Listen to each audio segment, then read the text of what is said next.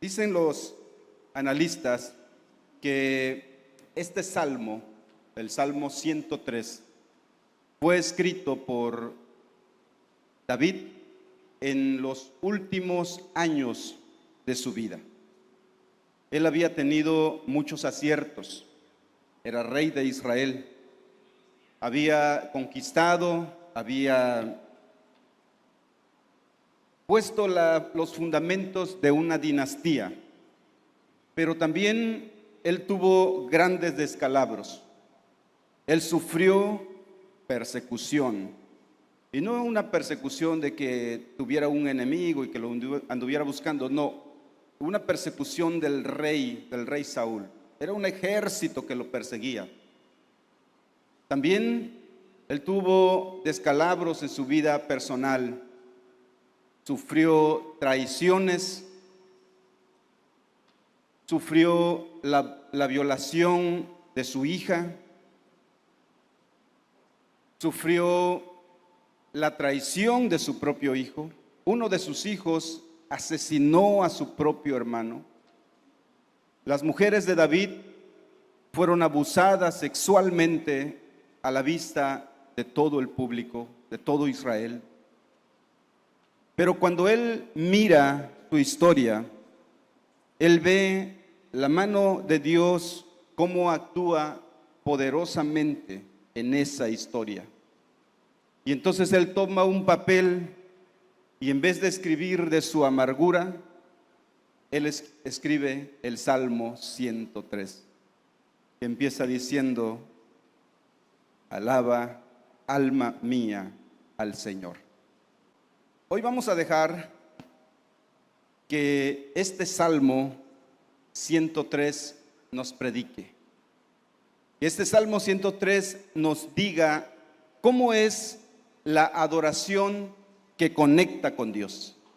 Y entonces este Salmo nos va a llevar a la intimidad de nuestro corazón.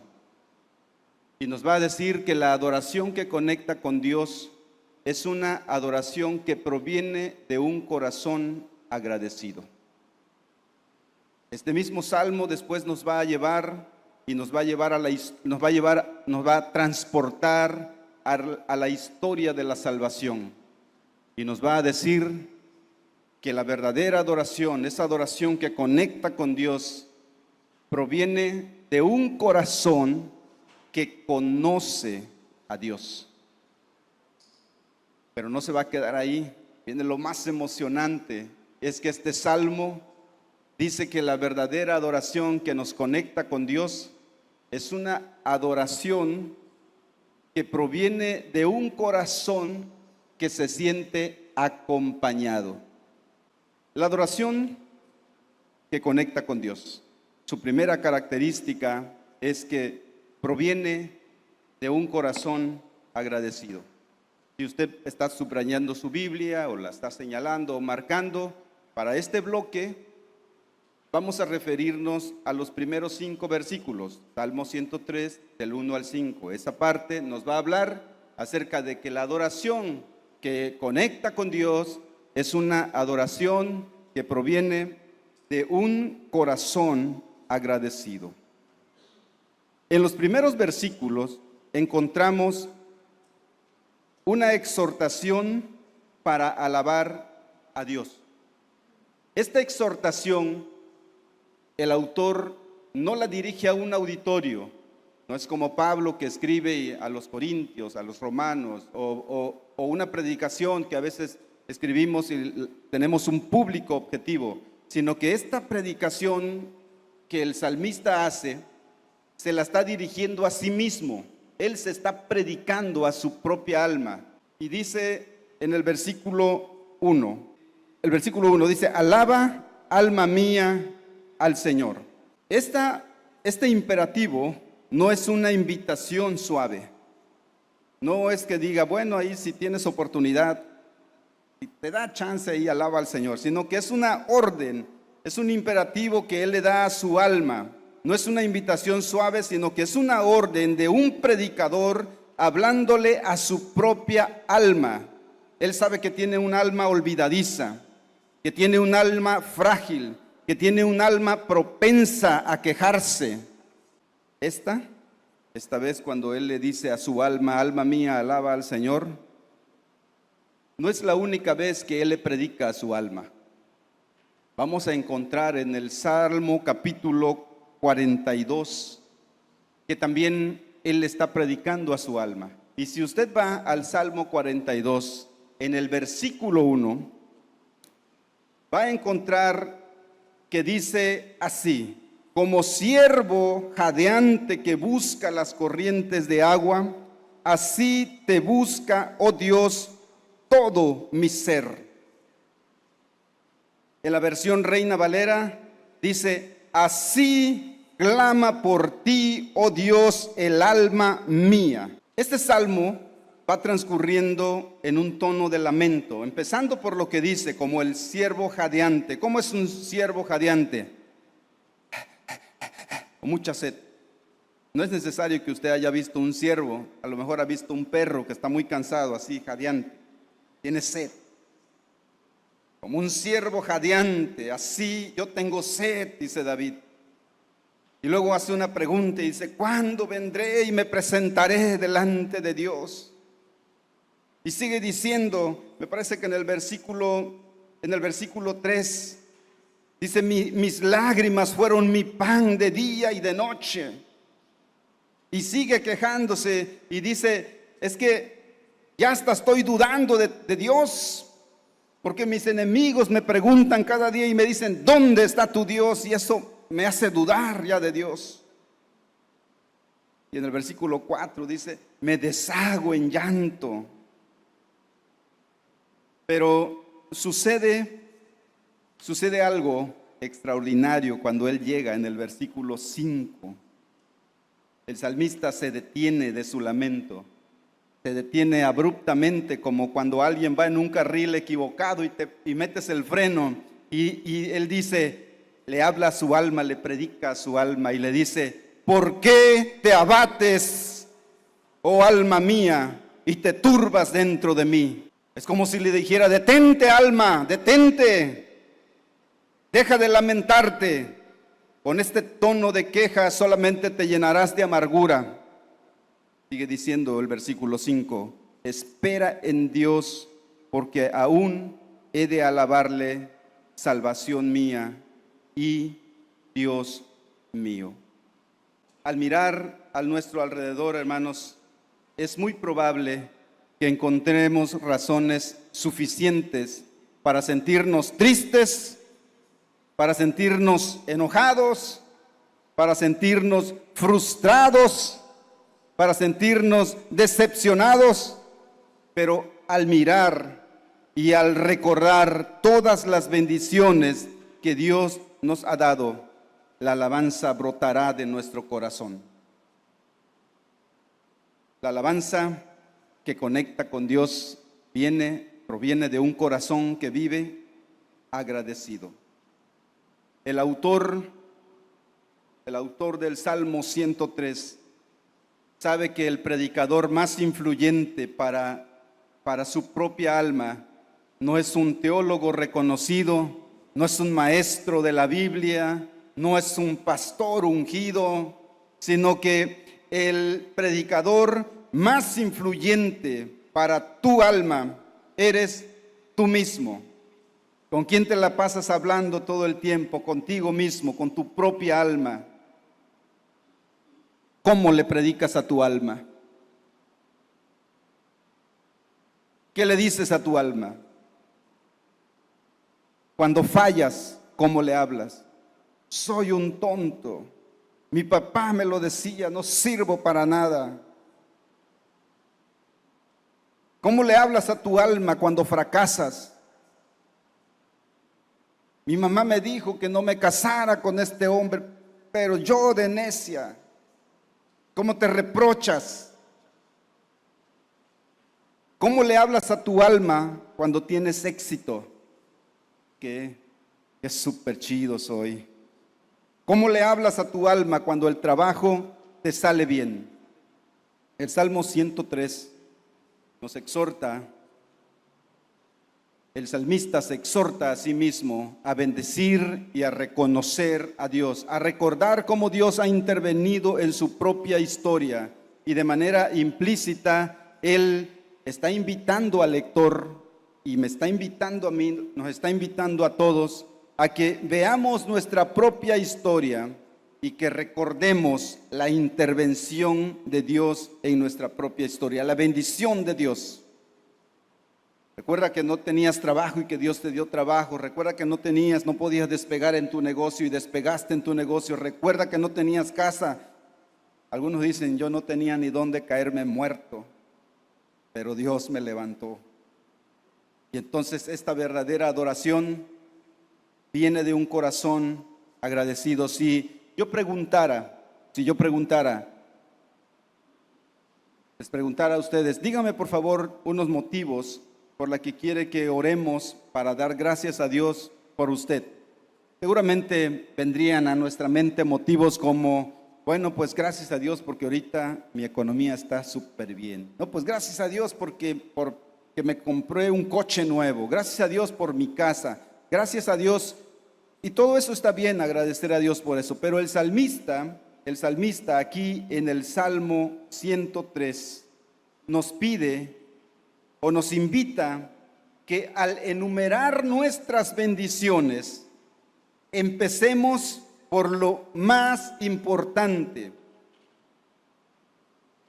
Empecemos por recordar que somos pecadores. Empecemos por recordar que uno de los más grandes y extraordinarios beneficios y bendiciones que Dios nos ha dado es el recibir el perdón de nuestros pecados. Versículo 3. Él perdona todos tus pecados. Es lo primero que dice David.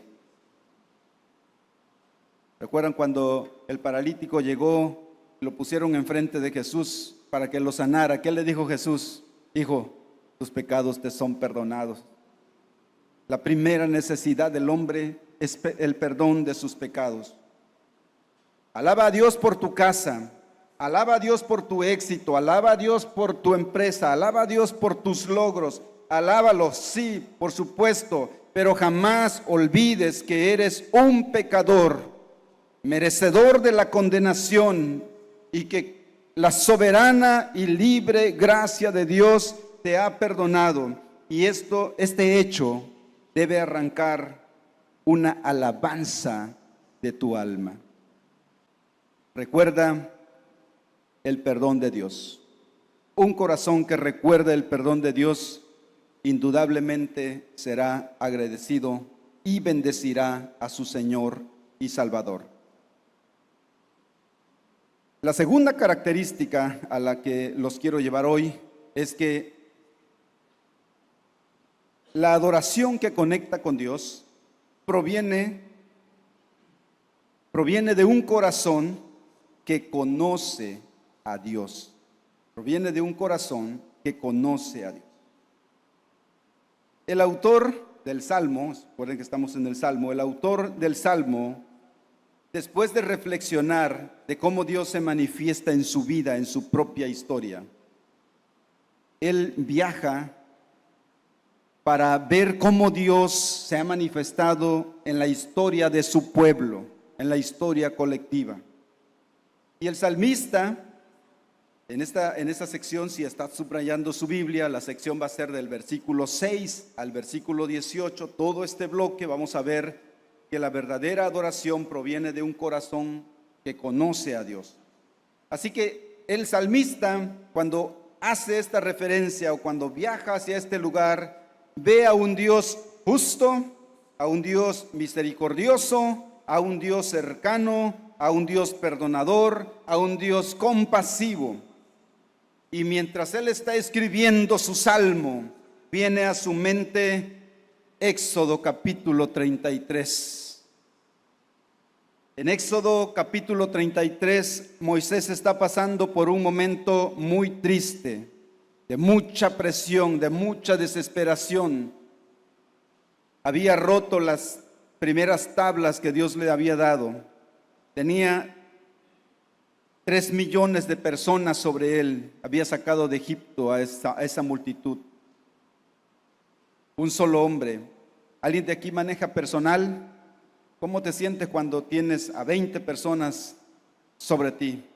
100 personas sobre ti, 1000 personas, imagínate 3 millones. Moisés estaba desesperado, estaba pasando un momento muy difícil. Y entonces él viene delante de Dios y ora en el versículo 13 de Éxodo 33 y dice: Señor, postrado ahí, dice: Señor, muéstrame tus caminos. Si cuento con tu favor, en el versículo 18, déjame ver tu gloria, muéstrame tu gloria. Esto es lo que viene a la mente del salmista cuando en el Salmo 103 dice: sus caminos mostró a Moisés. Dio a conocer su camino a Moisés. Dios respondió esa oración de Moisés y le dijo: sí, cuentas con mi aprobación, pero hay algo que no puedes hacer. No puedes ver mi rostro, no puedes ver mi gloria, pero tengo una solución para eso. Junto a mí hay una roca. Yo voy a descender con toda mi gloria sobre ti, y entonces te tomaré y te voy a poner en una hendidura de la roca. Luego voy a tapar con mi mano la hendidura y voy a pasar delante de ti. Y cuando haya pasado, quitaré mi mano y solamente lograrás ver mi estela, mis espaldas, dice el texto. Esto es el camino que Dios le mostró a Moisés. No hay forma de que el hombre se acerque por sí mismo a la gloria de Dios. Es Dios quien desciende con toda su gloria y luego nos toma y nos pone en la hendidura de la roca que es Cristo, y ahí nos cubre. La única forma de que podamos tener una aproximación a la gloria de Dios es únicamente a través de Cristo, que es la roca en la que nosotros estamos ocultos. Dios reveló su camino a Moisés. Seguimos en el versículo 8 del Salmo 103. ¿Y por qué? ¿Por qué lo reveló? Según lo que dice el salmista, porque el Señor es compasivo y misericordioso, lento para la ira y grande en amor. Oigan, por eso es que Él se revela a nosotros y nos muestra su camino. Porque Él es misericordioso y compasivo, porque Él es justo. Por eso Él nos muestra su camino. ¿Y cuál es su camino? Cristo. Cristo es el camino. Cristo es la máxima expresión de la justicia y de la misericordia de Dios. Justicia, porque Cristo satisfizo en la cruz el justo pago que yo merecía por mi pecado. Misericordia, porque en Cristo somos tratados tiernamente.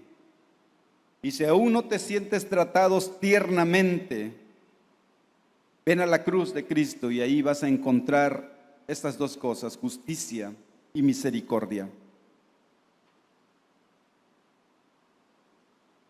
En la sección que estamos viendo, en la sección del Salmo 103, del versículo 8 al 13, en especial esa parte, hermanos. Puede subrayarla, puede ponerle una carita feliz, puede, no sé, pero señale esa sección. Esa sección, por favor, subráyela, del 8 al 13. Esa sección tiene un increíble mensaje de esperanza para el pecador que se acerca con timidez, pensando si acaso Dios puede perdonarme. ¿Acaso Dios puede perdonarme por lo que le hice a mi hijo cuando era pequeño? ¿Acaso Dios puede perdonarme por lo que le hice a mi papá hace 15 años? ¿Acaso Dios puede perdonarme por la traición que le hice a una joven hace 20 años? La respuesta del Salmo 103 es un contundente sí. Sí, Dios puede perdonarte. Él es misericordioso. Él es amoroso y Él te ama tiernamente. Versículo 13 dice: tan compasivo es el Señor con los que le temen, como lo es un padre con sus hijos. Esta palabra compasivo tiene el sentido de un padre que se acerca a su hijo para acariciarlo tiernamente. Imagínate que en la noche tu hijo se levanta, se despierta llorando porque tuvo una pesadilla. Entonces tú te acercas con él y lo acaricias tiernamente, le dices: mi amor, tranquilo, aquí estoy contigo. No tengas miedo. Quizá alguno aquí pudiera tener una experiencia negativa con referencia a sus padres. Y puede decir: hermano, yo no sé cómo es una caricia tierna de un padre o de una madre, porque yo lo único que obtuve de ellos fue el olvido o el maltrato. Para ellos, Dios tiene una palabra en el libro de Isaías, capítulo 49, versículo 15. Libro de Isaías, capítulo 49, versículo 15. Dice así: ¿puede una madre olvidar a su niño de pecho y dejar de amar al hijo que ha dado a luz? En la versión Reina Valera dice: ¿puede una mujer olvidar al hijo de su seno, al hijo que ha amamantado, al hijo que ha nacido de su vientre? Es una pregunta retórica. La respuesta es obvia: no. Pero sigue diciendo el texto: pero aún si ella lo olvidara, yo, dice Dios, yo no te olvidaré. Así de compasivo es Dios con nosotros, que nos tiene presente. Diré algo que a lo mejor te parezca tonto, pero Dios no es parte de tu historia. Sí, escuchaste bien, Dios no es parte de tu historia. Tú eres parte de la historia de Dios. Él dio a conocer sus caminos a Moisés, se reveló no solo como esta manifestación única en la que hablamos, que él ahí en la roca, que se manifestó Moisés en la roca, sino que él mostró su carácter y su poder a Moisés. Y todo eso quedó por escrito en un antiguo libro que se llama la Torá. ¿Algunos de ustedes han leído la Torá? Alce la mano, ¿quién ha leído la Torá? Bien, solamente una persona aquí ha leído la Torá. Oigan, no la han leído porque no han querido, porque son los primeros 5 libros de la Biblia. Ahí está. Ahí vamos a encontrar el carácter de Dios. ¿Quieres conocer a Dios? Ahí está su carácter. ¿Quieres conocer al Dios del Salmo 103? Debes leer tu Biblia. Y vamos a insistir en eso siempre. Y aunque les caigamos gordos a todos, vamos a insistir: lean su Biblia siempre, porque ahí van a encontrar el carácter de Dios. Si no, van a creerle a cualquier persona que les hable de Dios. Van a decir: ah, mira, wow, este tipo sí sabe lo que dice. Crea lo que dice la palabra de Dios. Así que hemos visto dos características de la alabanza que conecta con Dios, la adoración que conecta con Dios. Una, ¿cuál dijimos que era? Que proviene de un corazón agradecido. Número dos, que proviene de un corazón que conoce a Dios. Pero les decía que la tercera parte es espectacular, porque la tercera característica de una adoración que conecta con Dios proviene de un corazón que se siente acompañado. El Salmo 103 se conoce como un salmo gradual. Y cuando escuchen, es que el Salmo 103 es un salmo gradual. ¿Qué significa que sea gradual? Pues eso, que va por grados. Empezamos, el salmista empieza yendo a la intimidad del corazón, luego eleva el tono y dice, es que Dios está en la historia de la salvación, pero luego se eleva aún más. Y él ve la intervención de Dios no solamente en su propia vida, no solamente en la historia del pueblo, sino que ve a Dios la intervención de Dios en toda la creación. Versículo 19, el Señor ha establecido su trono en el cielo. Su reinado domina sobre todo. Hermanos, no hay nada ni nadie fuera del control de Dios.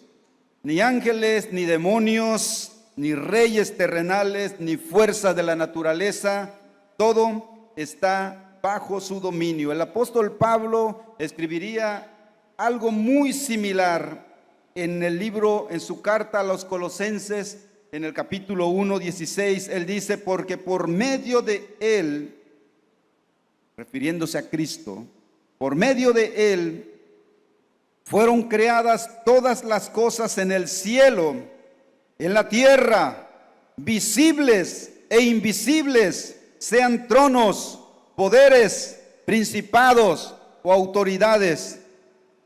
Todo ha sido creado por medio de él y para él. El autor del Salmo 103 se siente tan agradecido por el perdón de sus pecados, pero también se siente agradecido por la redención que Dios ha mostrado a su pueblo.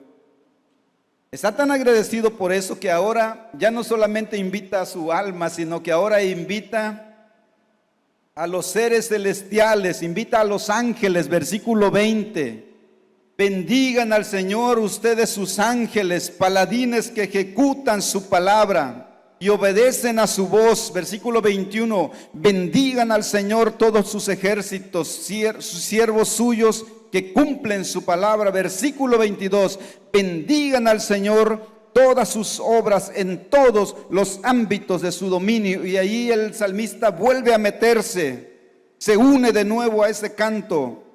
Bendice, alma mía, al Señor. Qué audaz. El salmista sabe que su alabanza está conectada con el cielo. Es como si él dijera, esto que siento, esta alegría, esta gratitud, esta alabanza mía, esta alabanza a este Dios tan grande, tan espectacular, tan maravilloso, yo no la puedo hacer en soledad. Yo no puedo alabar a Dios en la soledad, y así que él convoca a todos los ejércitos celestiales y a la creación para unirse con su canto. Cada vez que tú y yo alabamos a Dios, no estamos solos. Ya sea que alabemos a Dios de manera corporativa, aquí como en los cultos, cuando venimos de los domingos, en la reunión dominical, o ya sea que estés cantando en una cama de hospital, o que estés en estado de postración, o que estés en tu silla de ruedas, o que estés en la cárcel, o en el camión, o en el taller, o en el consultorio, o en la cocina, tu canto, tu alabanza no se queda ahí. Tu alabanza se une a la alabanza de todos los creyentes, a la alabanza de toda la creación, y sube hasta el cielo, al trono de Dios, y se une con los coros celestiales en un gran concierto de alabanza eterna. Por eso David, a pesar de todas sus tragedias, como dijimos al principio, las tragedias que él había vivido, a pesar de todas sus tragedias, él no se quedó con la amargura. Él se ordenó a sí mismo: bendice, alma mía, al Señor, y no olvides ninguno de sus beneficios. Él te perdona, Él te rescata, Él te corona de favores y misericordias. Él sacia de bien tu boca, de modo que te rejuvenezcas como el águila. Hoy, si estás aquí con el corazón cansado, afligido, herido, lleno de quejas, haz lo mismo que el rey David. Haz lo mismo que el salmista. Háblale a tu alma con autoridad y dile: alma mía, bendice al Señor, porque aunque caíste en un pozo, Jesús te ha rescatado. Porque aunque tus pecados eran muchos, Cristo los ha perdonado. Porque aunque la vida te ha golpeado, Dios te ha coronado de favores y misericordia. La adoración que conecta con Dios proviene de un corazón agradecido que recuerda cómo ha sido rescatado por medio de Cristo. La adoración o la alabanza que conecta con Dios proviene del conocimiento de un Dios compasivo que se reveló en Cristo. La alabanza que conecta con Dios proviene de un corazón que se sabe acompañado por los coros celestiales.